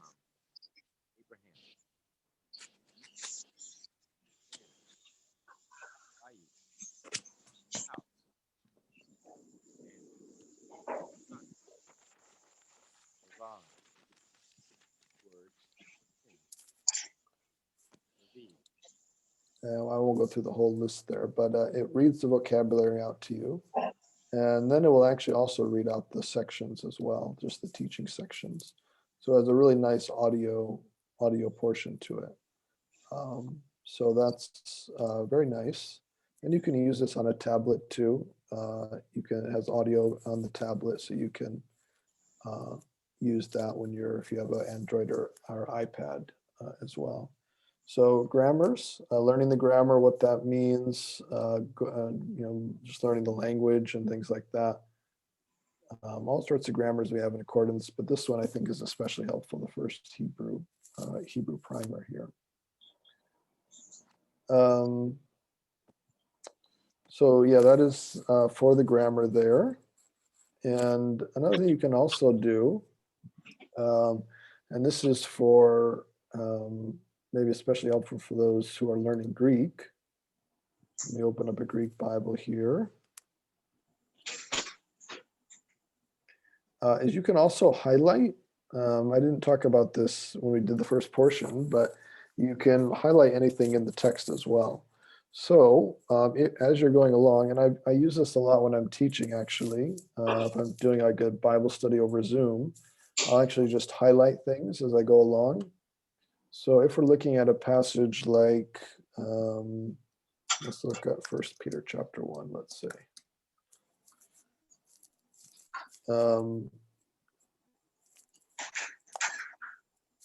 So something like this, first chapter, chapter 2. I'll use this highlighting right here. So I click on this highlighting icon. And the great thing about highlighting in accordance is that you can, normally if you highlight in a paper book, right? And you're making highlights, if you in a paper book or in a paper Bible, one thing I found is sometimes I'll make highlights, but then later I'll come back to it and I don't really like what I highlighted, or maybe I thought it was important at the time, but then later I come back and realize, oh, that actually wasn't that important. But you can't get rid of it, right? If you use a pen or a highlighter, then once you highlight, then it's there forever. But with accordance, of course, it's digital. And so I can make a highlight, but if I want to come back later, I can erase it. I can do that as well. So that's a huge advantage of highlighting in accordance. But so when I'm teaching like a Bible study or something like that, I'll use, let me find a highlight here. Let's see, which one do I want to use? I guess any of these will be fine. But so I can choose any of my colors here. And I can, so I have a color for yellow, important. I have a blue box for keywords. I have another section here for exclusive words.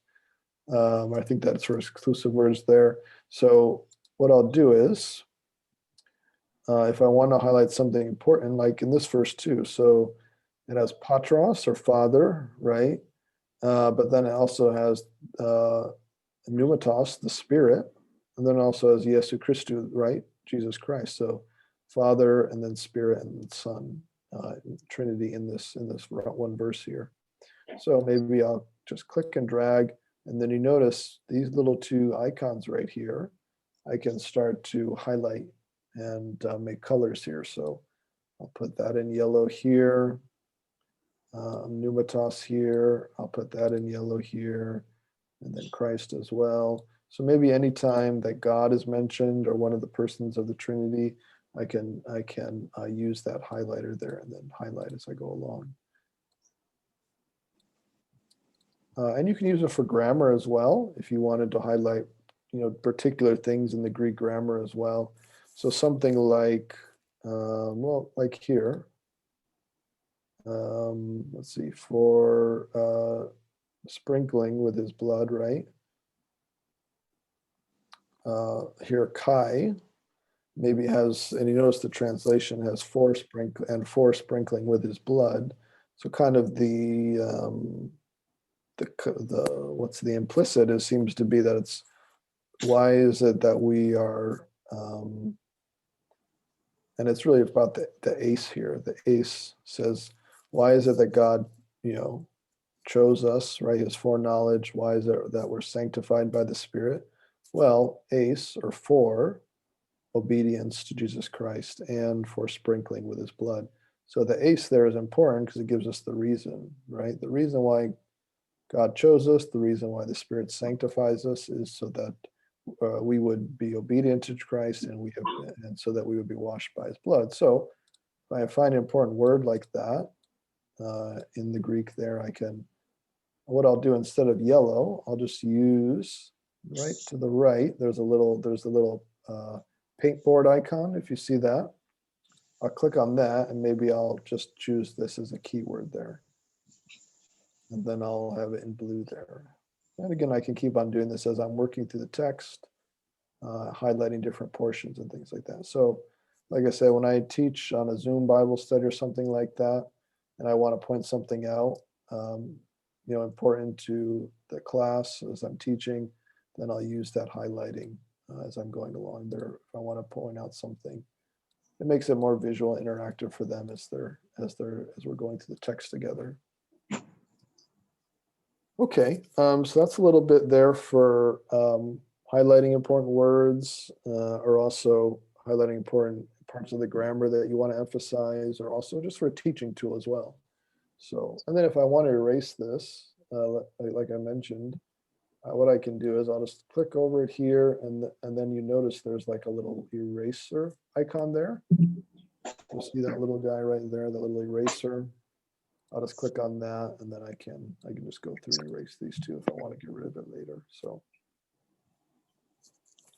okay, so let me talk about a few more things, and then maybe we'll see if there's questions again before we end. One thing that maybe you're maybe wondering is, well, how do I type in Hebrew? You know, how do I type in Hebrew? How do I type in Greek? That may be a bit confusing. Well, it's actually not as hard as you may think. So what I can do is I can Hebrew, for example. If I click up here in the search field, I'm going to erase this asterisk here. Once I start typing, if I'm typing for words, once I start typing, you notice Accordance automatically knows that I want to type in Hebrew. So because I'm searching a Hebrew text, I don't have to download a Hebrew keyboard from the internet or a Greek one or something like that. Instead, I can just start typing and it knows that I want to type in Hebrew. Now, then of course the issue is then, well, how do I know what keyboard to hit for which letter, right? So a tip that'll be helpful for you, especially when you're starting out, is click up here in the window menu. If you see up here the window menu, so click on the window menu, and you're going to see right here this little option called characters. So go to window and then go to characters right here. And once I click on characters, what this does, it actually gives you a little map. And you notice like Aleph here. If you look right down here, right down in this little left corner right here, anytime I hover over a Hebrew letter, it's actually giving me, it's telling me in parentheses down there what key to hit on my keyboard for that letter. So I see Aleph is A. So I see that there, and then B is Bet. So it kind of gives me some help there. But I can also click on these.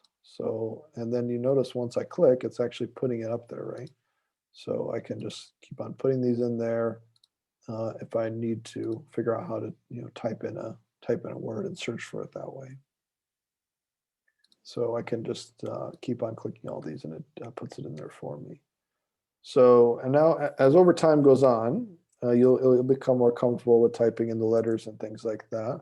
But at least when you start out, you can start there, and that will help you. And of course, also thing the Accordance does, remove this, is it gives you suggested search words. So if I don't remember exactly how to spell a word, well, once I start typing, like this, and then Accordance is giving me some options here of guessing what I may be trying to search for. So if I want to search for bara, let's say, bara is a verb, but bara can have different meanings. So sometimes it means to create. That's most of the time bara means to create. But sometimes it means to be fat, actually. And then a few times it actually means to cut. So it can have different meanings according to the context, right? So now I can actually choose, if I want to get all of these for bara, I can just choose bara right up here, and that will show bara no matter what type of definition it is. But if I'm looking for bara just when it's used as to cut, then I can just choose that from the list here and then do that. And then I see it's actually used 5 times. So not very often, just 5 times there it's used to cut, or here it's actually translated in the ESV as to clear ground, or to clear it. So to cut down the trees or clear the things like that. So, or to cut a post. You can kind of see though how cut and create can be kind of similar actually, right? Because if you think about, well, create let's say, create a poll. Well, you're creating it, but you're also usually have to cut it too, right? So you can see how those words could kind of come from the same root word. So so this right here is very helpful for typing, learning and typing in Hebrew and Greek. If I want to do Greek, I'll click right here where it says Yehudit, and then I'll just change this to Helena here.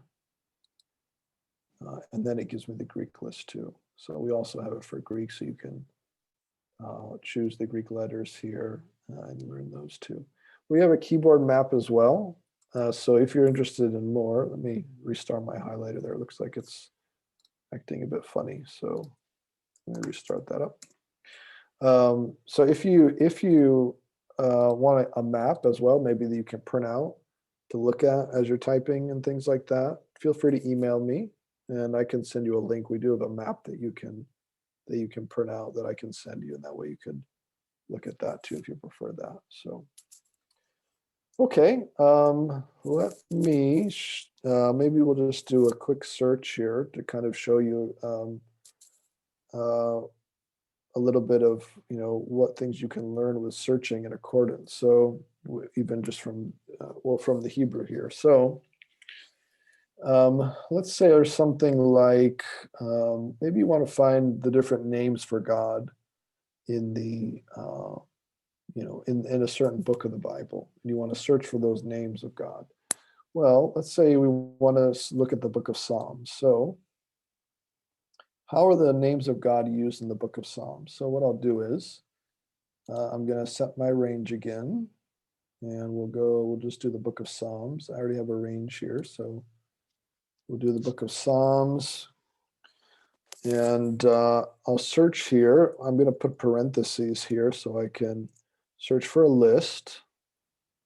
So let's see here. So we'll search for Yahweh. And let me see, let's do it this way. We'll do it separately. So we'll search for Yahweh.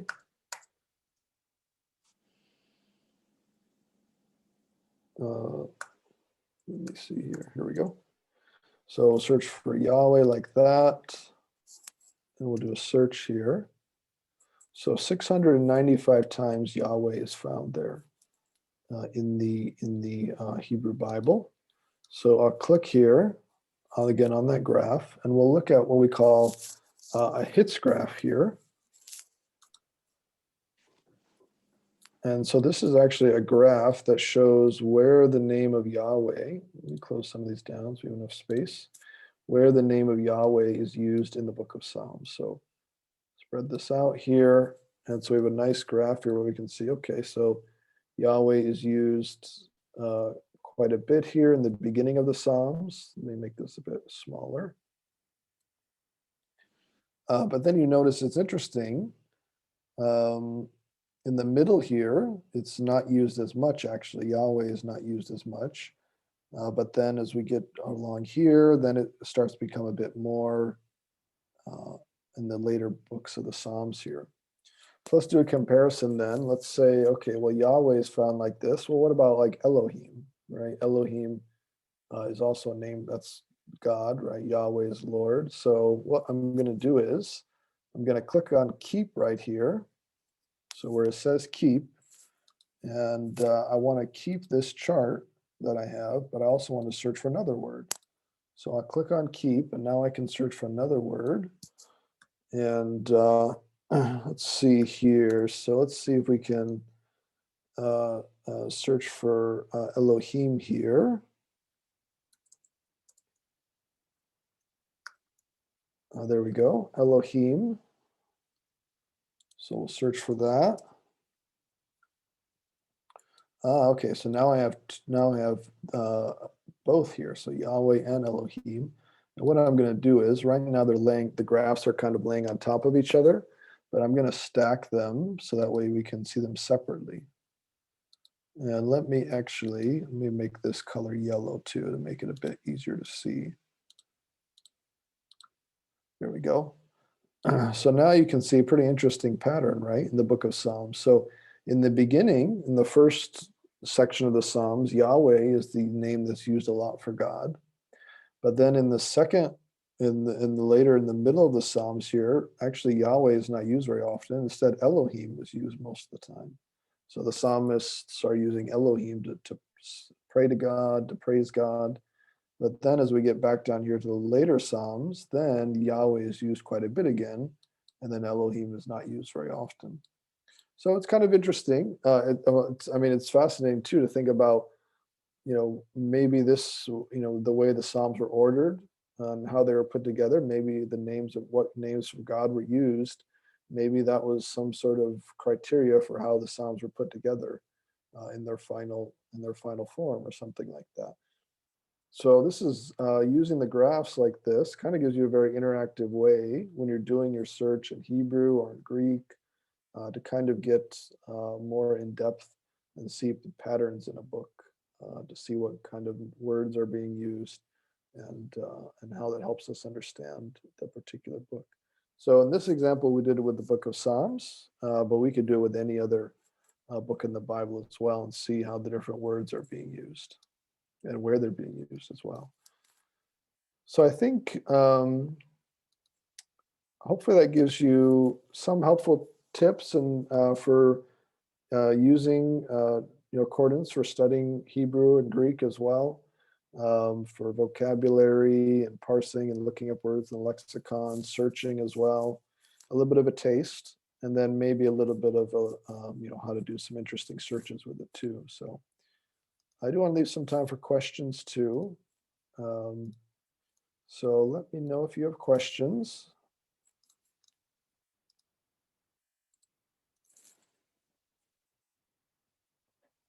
Especially if there's anything for Hebrew or Greek that you're interested in that I didn't show maybe, or something you'd like,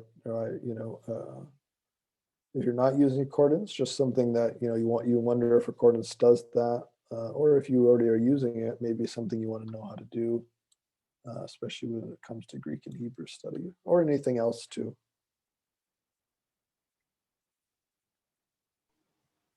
What about the animated map? The one that I saw was actually the book from the book of Exodus, how Moses led the group of people from Egypt to Israel. It shows the path that they took. Are there any other things that that the map can actually show?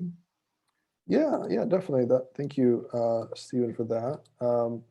Let me show you. Let me go back here, back to my library. And yeah, we do have animations in our map. So let's see, open up in a new workspace here so you can see it a bit clearer. So if I click over here, we have roots as well. So what you see here, these lines are roots here. These are the roads, ancient roads, but we also have animated routes as well. So if I choose something like the Exodus here, I think this example Stephen showed already, so maybe we'll choose a different one. But so we have many different ones from the Old Testament here. So maybe something like we looked at earlier, where David attacked Rabbah, right?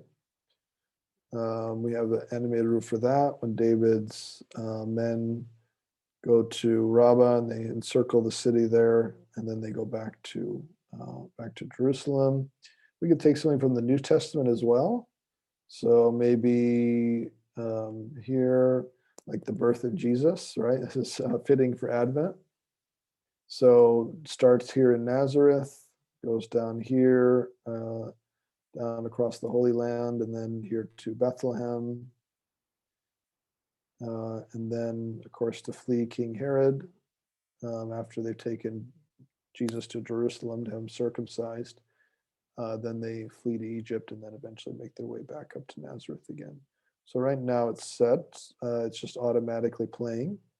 You can set it also just to run once as well if you want. But there's all sorts of different animated routes here. So like the missionary journeys of Paul are also here. So I can look at that and see how his first missionary journey, where he went, the different cities that he stopped at.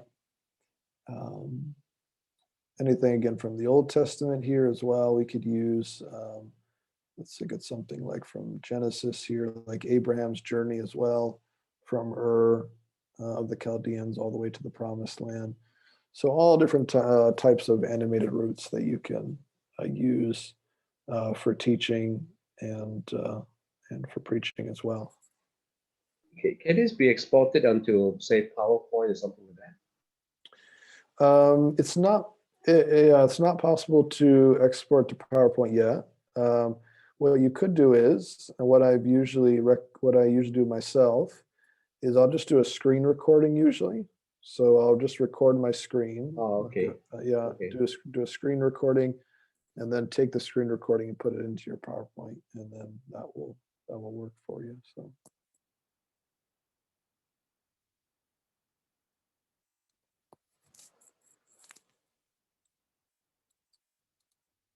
Yeah, other questions?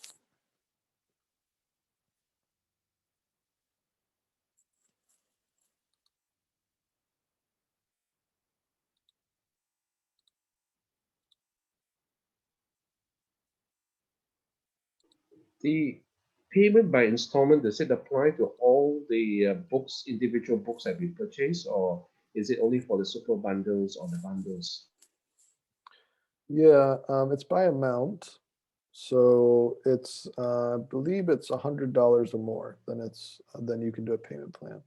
So not just the like collections or bundles, but even just regular books as well. You can use a payment plan if it's $100 US or more. So.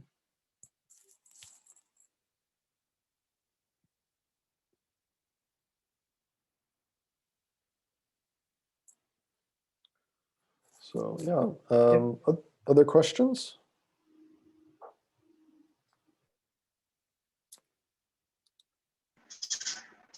The research. Hi. Hmm? Go ahead. Go ahead. Yeah, okay. I just wanted to know for somebody who's just starting out, okay, what would you recommend? Because you said there are different price ranges, right? Mm-hmm. So what would you recommend? And then, where we can, once we get a hang of this, we can add on. So what would you recommend for somebody who's starting out? This journey of learning Hebrew and all of it. Yeah, I would say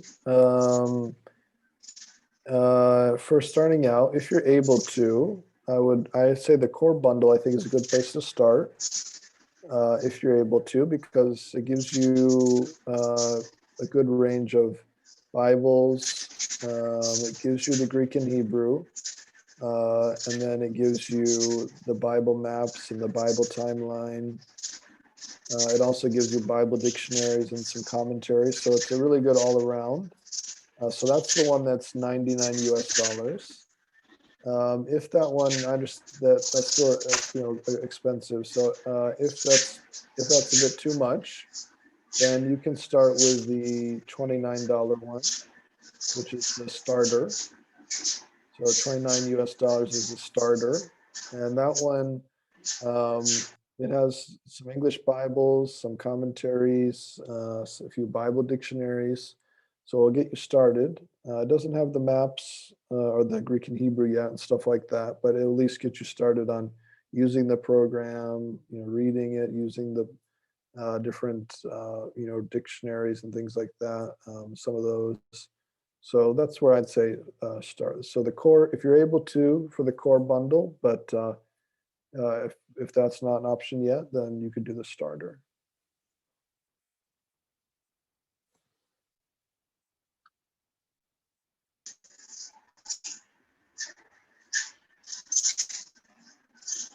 Okay, thank you. Yep, you're most welcome. Yeah, and I will. I'll send to Stephen as well. If he, I think he has it already, but I can send the list as well with everything, and then he can send it to you. Send it as well. And you can also Okay, email. thank you. Yep, you're welcome. Yeah, thank you. This core bundle would also include the Hebrew audio Bible. Would that include the Hebrew audio also, where you want to listen to the way the word is pronounced in Hebrew? Yeah, so the Hebrew Bible is, unfortunately, it's not included in there, but you could add that on. So, Okay. and there's a discount on that too. So. Okay. Mhm. Okay. All right. All right. Thank you. Mhm. Do you want to do a quick research on some Hebrew words using commentaries and so on to show them how to use it? Sure, yeah. So one thing you can do, let me move a few of these things out of the way here. So for Hebrew, just like we did with English earlier, I showed how you could search for an English word in your different Bible dictionaries and things like that. Well, you can do the same thing in Hebrew as well. So if we just go to the very beginning of Genesis here, looks like this is some highlighting that I've done, but we can, something like Elohim here, right? We can do a right click on Elohim, and we can go to the research, and just like with the, just like we did with English, we can also look up this word as well. So maybe if I want to look it up in, well, let's see, what Bible dictionaries or maybe what commentaries mention the Hebrew word Elohim, and we'll close this down. We don't need that. So we can look here and see. Okay, so Hebrew commentaries here that talk about Elohim. The word biblical commentary here, Anchor Bible commentary. So anytime Elohim is found, you can look up a Hebrew word in all of your commentaries that way, or anything in your, basically anything in your library. So maybe like your grammar, maybe let's say, and say, okay, well, where in my grammars is Elohim mentioned? In my Hebrew grammars that I'm studying. So here's our vocabulary, right? Elohim means God or gods sometimes, depending on the context. So other names are used in the Bible to refer to God are El and Elohim. These terms mean God and are sometimes used to refer to foreign gods as well as the God of Israel. When Elohim refers to foreign gods, it is plural. When it refers to the God of Israel, it is singular in concept, while the word God is usually used as the translation of El and Elohim. So all sorts of interesting things you can find as you're using your research feature to search for Hebrew words as well. So.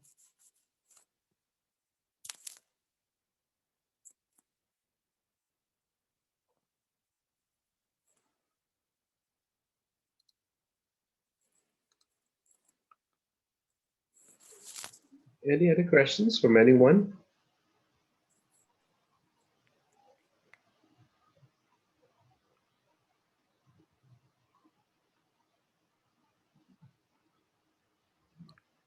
I hope it was helpful for you. If you're learning accordance and you already have it, some of the things I showed may be a bit overwhelming, maybe, as far as moving a bit fast. So I would recommend, definitely ask Stephen for the video or find that video, and then you can watch it again and review. And that way you can follow along with the different steps. And of course, you're always more than welcome to email me as well. And I'm happy to, if you want to know how to do something, email me, contact me. I'm happy to help you. I can screen share with you too, and take a look at your screen and show you how to use the certain features and stuff like that. So more than happy to do that for you.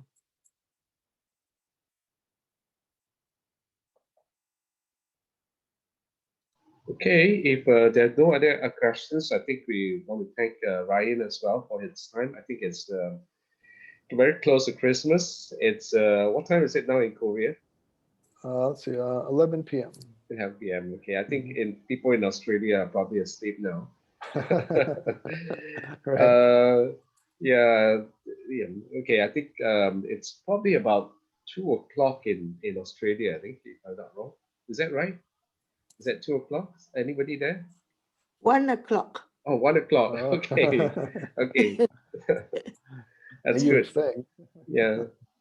So, okay, I think we'll probably end here if there are no other questions. One more thing, is any question from anyone?